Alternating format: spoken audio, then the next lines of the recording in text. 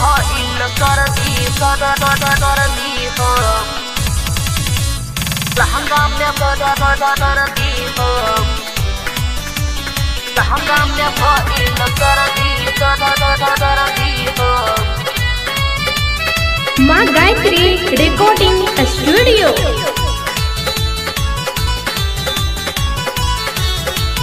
कसहु तू मिल है आब ए रानी चली न तो हर मर्जी हो। कसहु तू मिल है आब ए रानी चली न तो हर मर्जी हो। और कैसे हम आई मिले याराऊ लहंगा में भइल सरदी हो। और कैसे हम आई मिले याराऊ लहंगा में भइल सरदी हो। कसहु तू मिल है आब ए रानी चली न तो हर मर्जी हो। कसहु तू मिल है आब ए रानी चली न तो हर मर्जी हो। और कैसे हम आई मिले याराऊ लहंगा में भइल सरदी हो। कैसे हम आई मिले याराऊ लहंगा में भइल सरदी हो।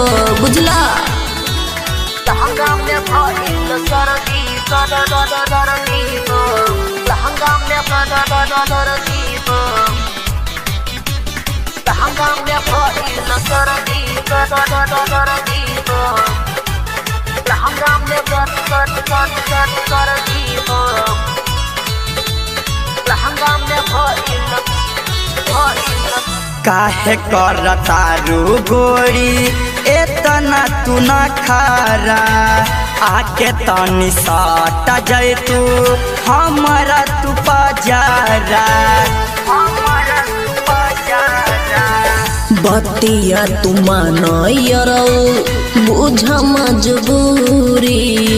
सटा सटी होई नहीं रह भी दूरी।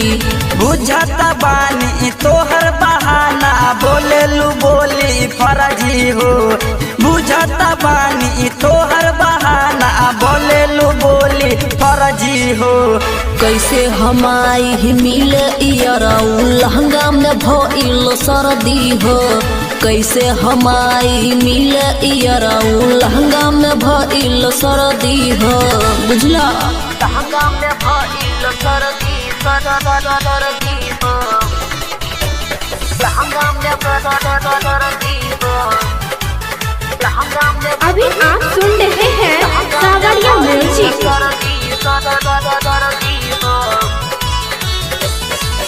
नायो साल के नाइनी वेट केतना काइनी। सब यार खुशी में हम दिल पर चोट खाइनी दिल पर चोट खाइनी। कुछ दिन मन यराऊ औरी मनाबा। ऐसन बोली बोल के जानी तू रुआबा। तू बोलाब हम नहीं आई कितना बताब लड़ती हो। तू बोलाब हम नहीं आईनी कितना बताब लड़ती हो। कैसे हम आई मिले याराऊ लहंगा में भइल सरदी हो। कैसे हम आई मिले याराऊ लहंगा में भइल सरदी हो। मान जाना लहंगा में भइल सरदी सरदी हो लहंगा में सरदी हो लहंगा में भइल सरदी सरदी हो। काहे डरालू गोरी लेलू काहे टेंशन।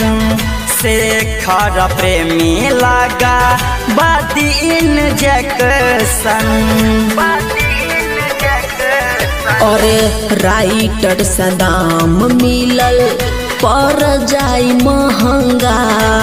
फचा फच पानी भीतरी छोड़े डाट लहंगा। अब न सताब जल्दी तू आब बनना इतना निदर्दी हो।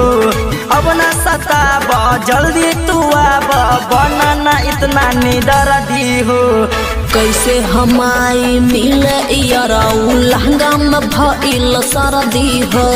कैसे हमाई मिले यारा उ लहंगा में भइल सर्दी हो। ठीक